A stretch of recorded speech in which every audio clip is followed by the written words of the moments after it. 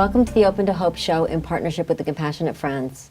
I'm your host, Dr. Heidi Horsley, and I'm here today solo because my mom, Dr. Gloria, couldn't join us, but she's here in spirit. And we are talking about grief, attending to the physical and spiritual journey, which I love because we're going to talk a lot about the spiritual aspects of healing and how we can use our bodies and our minds and our spirit to heal, which I think is powerful. Our guests today are Brandi Hamlin and Heidi Gessner, and let me introduce you and tell you a little bit about them before we start.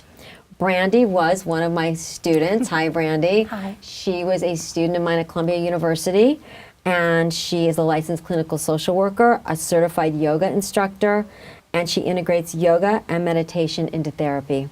And sitting next to her is Heidi Gessner. Hello, Heidi. Hi, Heidi. Heidi has a master's in divinity. I love that name. I love saying hi, Heidi. It's so bizarre. Anyway, I like it. Heidi looks like a Heidi because she's blonde. She is a palliative care chaplain and a bereavement specialist. And both of our guests are no strangers to grief and loss because Brandi is a bereaved sibling, as am I, and we both had our brothers die.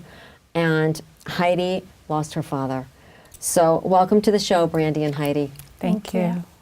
So Brandi, we're going to start with you, and I just wanted to talk a little bit about your story and about what brings you here today.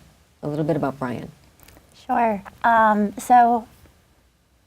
It's hard to even start to describe somebody's life. Yes, yes. My brother was 32 years old.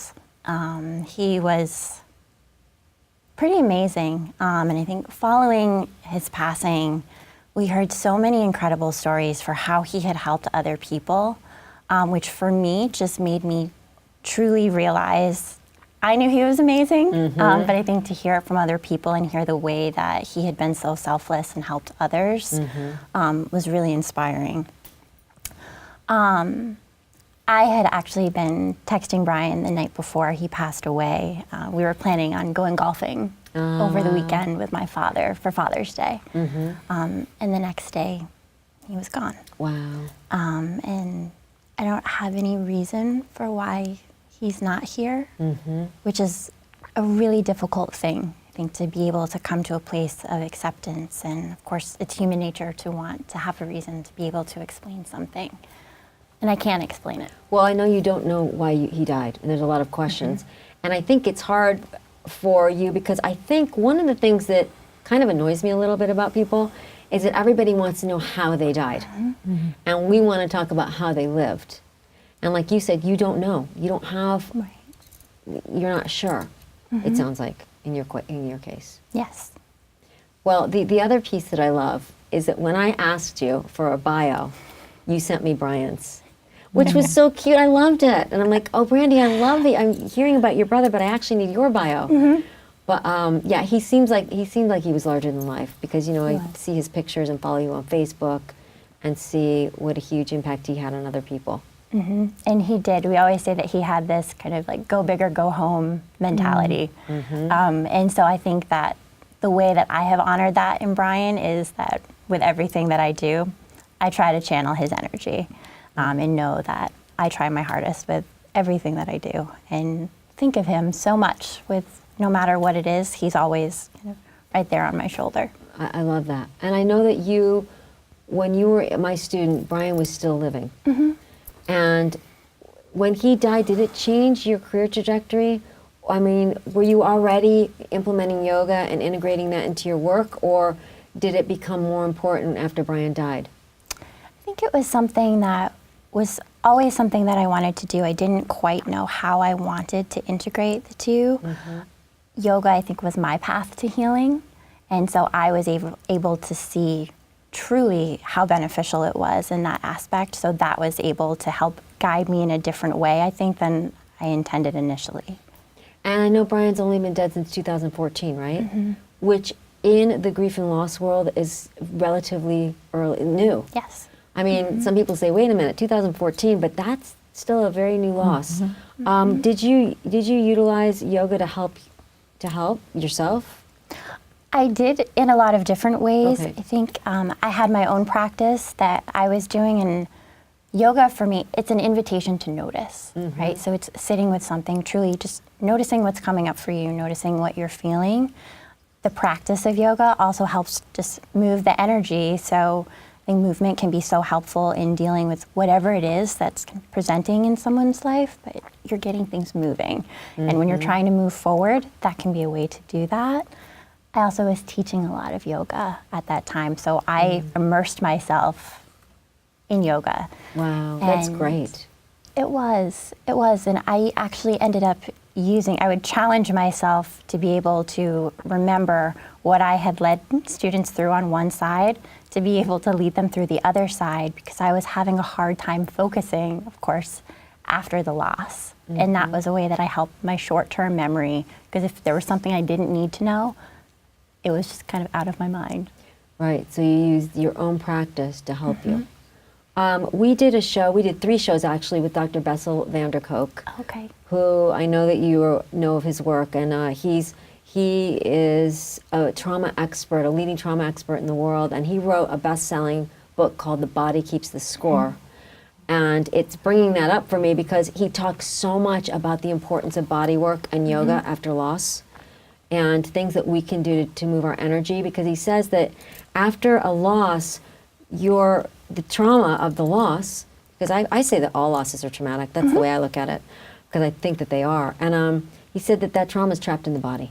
Yeah. And he said talk therapy is wonderful, and for many people it works. However, sometimes it's not enough to get the trauma through the body. And so I think, as you know better than anybody, things like yoga can help move that grief through your body and that trauma. Absolutely. Ken, for me, it was extremely helpful, again, to just find myself again, because I truly felt like there was a part of me that went with Brian.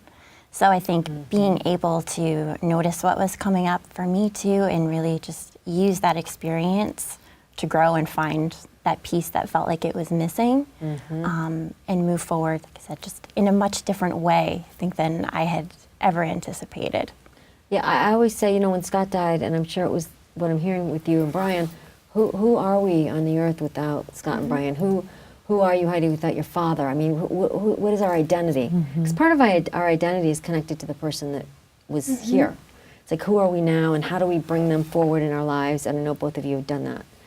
So I want to talk to Heidi for a minute and ask you, Heidi, tell me about your own journey and what brought you to where you are today.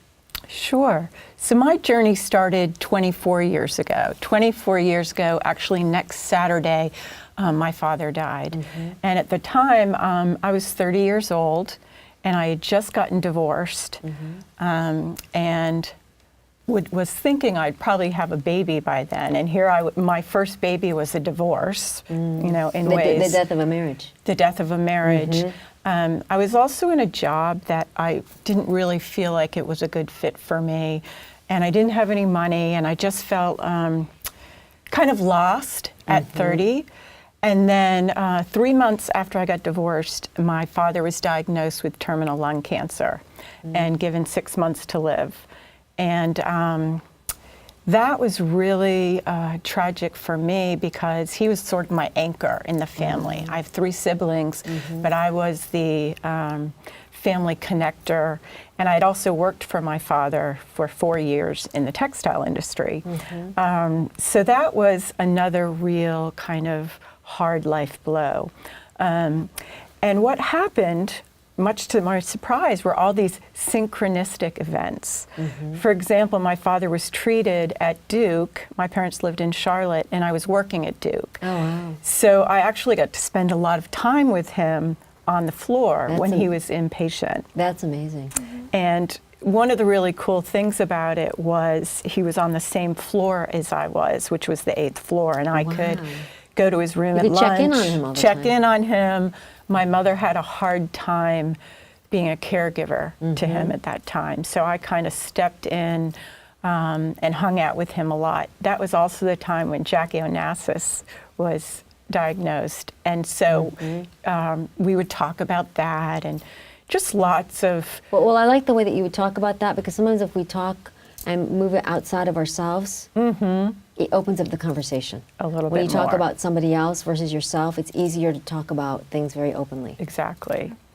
And so my father was a very type A businessman before he was diagnosed, and always had a list and what he did on Saturdays and cut the grass and went to the pharmacy and the hardware store. And I remember him saying to me, the only thing on my list now is staying alive. Wow. And he just had time that he never had when he was traveling and running a business. And also his sense of humor was really intact, and we laughed a lot. And I remember one time the drugs he were taking made him hallucinate, and he was seeing the push pins on the bulletin board talking to each other. But he could, once he came to, laugh about that and, try to make the best of it. And he said to me, you know what, I've had a great life. And he was relatively young. He was 56 when he was diagnosed. That is young. And he said, I've had a great life. I've got a great family, great job. You take the good with the bad. So in a way, he was a really good role model for, having this news happen. And so my parents lived in Charlotte. I would, on the weekends, drive down and hang out with my mother and my father.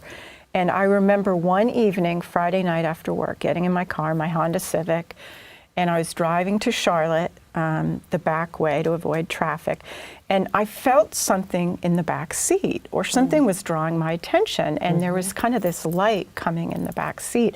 And I looked almost if someone was behind me, and what I saw was this amazing moon that I had not seen before that time. And it was almost full and big and bright, and immediately I felt this deep connection to something bigger than me, bigger than what was happening to me.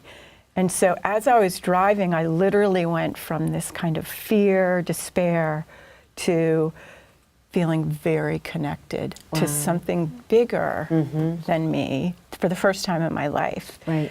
And I knew at that moment that I was going to be okay, even no matter what happened with Dad and my life situation, that I wasn't going to be alone. I wasn't alone. So it was a spiritual connection. It really was. Do you think it was being connected to your dad?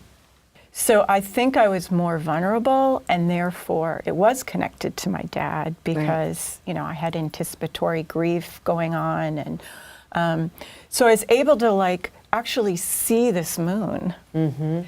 But the connection piece is hard to explain. I just had this very deep sense of connection bigger than me just getting through this. And that things were going to be okay. And that things were going to be okay. Yeah. And that my dad would probably die, but the things were going to be okay. Right. And that experience was one of those, kind of before and after experiences that I could carry with me when I was at home with my dad and my family. And then he had hospice at the end that came into our home. And even that was like, wow, whatever this organization is, I'm going to check this out. Once we get through this ordeal, because the nurse we had was just so attentive and present and supportive. And the other thing for me is that it was so deep. I mean, it was so rich and deep, even though we were in the midst of the potentially saddest time of our lives, to see my father kind of shriveling away and dying. So that was kind of the beginning for me. And hospice is amazing. We brought in hospice when my father-in-law died, and they just it was kind of like they navigated everything. It was like an orchestra. Exactly. And they would say, I remember when he was dying, they said, you need to go in, and they said to my husband, you need to go say goodbye now. Like they knew. Yeah. And they were so supportive, and my father-in-law had nicknames for everybody, and they became part of the family. And for us, the hard part was after. Yes. Being without that amazing group of people. And I know it's very different with a sudden death, because my brother died suddenly, so we never had that piece. I'm wondering for you, Brandi, what has helped you? What has helped you navigate the waters without your brother, without Brian? I think gratitude, knowing that every day I have things that I am so incredibly far beyond grateful for. So I think being able to come back to recognizing all of the positivity in my life has been amazingly helpful. So you would tell the viewers out there to try to find something you're grateful for. And I know, and I agree with you, and the research supports that. Yeah. I know sometimes the people watching will say, well, there's nothing to be grateful for because this person that I loved is gone. And so trying to find something else. I know that sometimes I say I'm poor for having lost Scott, but I'm so much richer for ever having had him in my life for 17 years, even if it has to be starting small. Right. I often think, too, that Brian wasn't able to live the rest of his life. I am able to. Yeah. And want to make the most of each day, which, of course, that is something that initially you think, okay, my goal today is to take a shower. Right. Right. And that's something that in time can come. And I don't remember having, if there was this moment where things shifted, but do know that that has been something that is incredibly helpful for me every day to just come back to, and that I think of Brian every day. So you're thinking, okay, I am still here, and I'm going to live my best life because I know that life isn't forever. That is definitely what happens when we have a loss. You realize, wow, this life has a beginning and it has an end. And I know for myself, and I don't know how both of you feel about this, I definitely feel like I'm living my best life for myself, but I also feel on some level that I'm living it for my brother. Yes. Yeah. Okay. Yeah. So Heidi, what about you? What have you found, and what have you found with the clients you work with that has helped them? Yeah, so I actually found my life from my father losing his in as far as a vocation. Because learning that I could be with people who were dying, and in my grief, the support I got, I wanted to give back and serve other people. And I definitely did have that feeling of, like you were saying, Brandi, living your best life now, and in part for Brian. For me, it was like, okay, the clock's ticking. Now I know this is not a dress rehearsal. And I think before that, I had been waiting for almost to be saved by someone, or, you know, for my life to come to me. And this was my wake-up call, an awakening that I have to go find my life. And I've actually been given this gift of, wow, there's this whole place to help people get through this. And so I investigated, and that's how I ended up, saw that I need to go back and get my Master of Divinity, which is something I never in my life would have thought ever I would have done, and did not grow up in the church necessarily. And as I got into that, I definitely knew I wanted to go into chaplaincy. So they have something called clinical pastoral education, where you can go work in a hospital and get educated. And, you know, the short name is like chaplain school. And I actually was at Duke on the floor where my dad was treated. So I got to work with the doctors. What? Wow, I have and chills. That's part of This the is serendipitous so part. So you were at Duke. Your father was at Duke when he was dying. Yes. And then you ended up being at Duke training. On the oncology floor. That's amazing. Working with his doctor and some of the people on the other side now. And so I got to kind of test the waters, and, you know, is this just a fluke? Am I doing this because I miss Dad? Or, and it was just like so right. And it was like, this is it. And then I became a chaplain resident, like a medical resident at UNC down the road. And that is where one night on call, we would be on 24-hour on calls as the only chaplain in the hospital. And in a Trauma 1 medical center, that's can be a lot. And I remember walking out with families when they had lost a loved one, either traumatically, suddenly, or from a terminal illness, and we had no resources. So I would walk them to the door, and I was like, bye. That's really hard. Good luck. Because you've been on that side of it. And so that is how the Seeds of Bereavement Support Services started. And I got some help with nurses and other people, and started Bereavement Support Services, where we have packets of resources that we give to families, with condolence letter and resources, open to hopes on there, and just national places and practical tips, 1 week out, 2 weeks, 1 month, and journals. I love the idea of practical tips, and I think I'm gonna follow up on that and ask Brandi and you, Heidi, what are is there some practical tips? You showed me something before the show that people can do when they're in a bad space and when they're grieving. So can you share that with us on the show? Sure. So one of the main things that I hear a lot, of course, is families dealing with this guilt after someone passes away. So I do a lot of work around showing people self-compassion, right? And if they don't necessarily find that they're in a space where they can find that compassion for themselves, they'll be in a space where I'll be able to model that for them. But something that I really encourage people to do too is to just kind of place one hand on top of the other over their heart, kind of finding a comfortable seat, closing their eyes if it's comfortable for them, or just looking down and just breathing in through the nose and out through the nose. Just continuing to breathe this way, perhaps offering themselves some words of kindness, compassion, just taking a moment to thank themselves for showing up.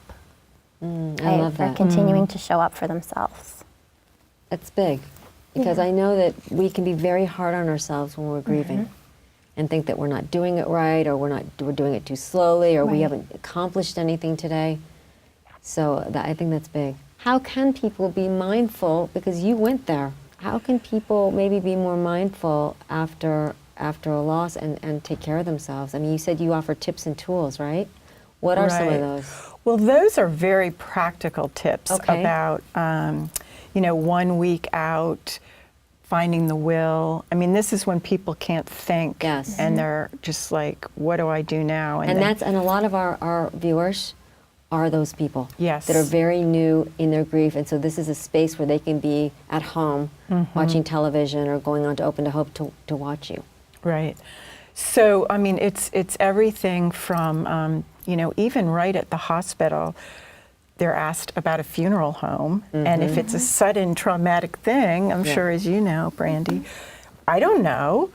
And it's okay if you don't know, and you can go home and call in, but that's going to be right away what people are asked, and if they want an autopsy, and just some things that you're not thinking about. But you almost have to have a business head all of a sudden. Right. And it's like you have to make all these serious decisions. As someone who is newly grieving, if you're feeling isolated, which is so normal, like this, you're the only one this has ever happened to, is connecting any way you can. Whether it's through Open to Hope, there's so many resources online, and not staying in isolation, and connecting any way you can. I agree with you, because people are always saying to me, do you think time heals all wounds? And I said, it's not just time. Right. It's connecting and getting support and realizing you're not alone, and realizing that much of what you're going through is normal. Exactly. And looking at people like both of you that are further down the road to hold on to. Yeah. Brandi, I was going to ask you, if I'm someone that feels like, okay, I'm not a yogi, I'm not flexible, and I don't know how to do anything, what would be your thoughts on that? There are so many other pieces to yoga. There are methods for how you treat yourself, how you treat others, just using your breath, meditating, concentration. There's so much that falls under the realm of yoga. And so again, I come back to it being that invitation to look inward, right, and to notice. So you're doing yoga and you're just sitting, breathing, but oftentimes we don't do that. I like that, and I also like the idea of restorative yoga. Yes. Because as you know, when you go to a restorative class, they're just moving you in different places, and you're kind of laying on pillows in very comfortable ways, and often you're saying, I didn't do anything. I hear people all this time that say, I don't have time to do nothing, that's why I don't do restorative yoga. I'm like, do you have any idea what it's doing to the body after loss? It's moving you in so many directions and making you feel better. Yes. There are people out there watching right now that say they feel like God has let them down. And their faith has been questioned. What would you say to them? Well, I think during these kind of times, your faith can either grow and get bigger, or you feel abandoned by God and don't want anything to do with it. And that's okay. Okay. I mean, that's, and in one way of thinking of it is, God's big enough to be with that. And this, you become an enlarged self through grief, as we know. You can't go back. You're bigger than you were. So it's natural that, like through the identity crisis that you mentioned, that's going to shift too, your spirituality. But it probably won't stay in that spot, you know. It may for a while, and that's okay. I feel like symbolically, when you connect with someone, either through the grief groups or through yoga, being with someone is kind of representative of that you are not alone. This is good to know. Yeah. Yeah. So in community we heal. In community, So, we heal. Lastly, I want to tell our guests, how do we get a hold of both of you in the event that someone needs to connect and reach out? Brandi, how do people find you? I work out of Rhode Island. I'm based in Rhode Island Okay. at the Holistic Heart. Holistic Heart. Very good. Heidi? I'm at UNC Hospitals in Chapel Hill, but really my email is probably best. Okay. And that's heidi.gessner at unchealth.unc.edu. Heidi Gessner at UNC what was it? unc.edu. It's kind of a mouthful, but Very good. But you could also go to UNC Hospitals. Okay, we have about 30 seconds, but I'm wondering if both of you can give us one quick tip on how to find hope after loss. Anything? Anything come up? Keep going. Yeah. Like, just keep showing up for yourself. I like that. Just 1 minute at a time. Yeah. Yeah. And I would say it's a process. It's, you know, as we know, it doesn't end, but it changes. And to be open to that, you know, of growing, actually growing and trusting that there is good in the universe that can help you through it. I like that. I mean, our grief transforms. And we are constantly changing, evolving, and becoming. Right. And it's so important because early on you feel like, oh, this is the way I'm going to feel forever. This is the space I'm going to be in forever, and you're not. So with that, I think I'm going to close and just say thank you today for being here and having, you know, being hope for so many people out there, because your grief is definitely transformed and changed. And you're both also in different places, so it's interesting to see that. Yeah. Brandi's not as far down the road as you are, Heidi, who's not as far down the road as I am. Right. So these so are, it doesn't end. exactly. Right. Exactly. So this is Heidi Horsley, and I want to end today and say, if you've lost hope, please lean on ours. And this is opentohope.com, and we partner with the Compassionate Friends. And please go to opentohope.com to see shows and read articles and watch podcasts. And thank you very much.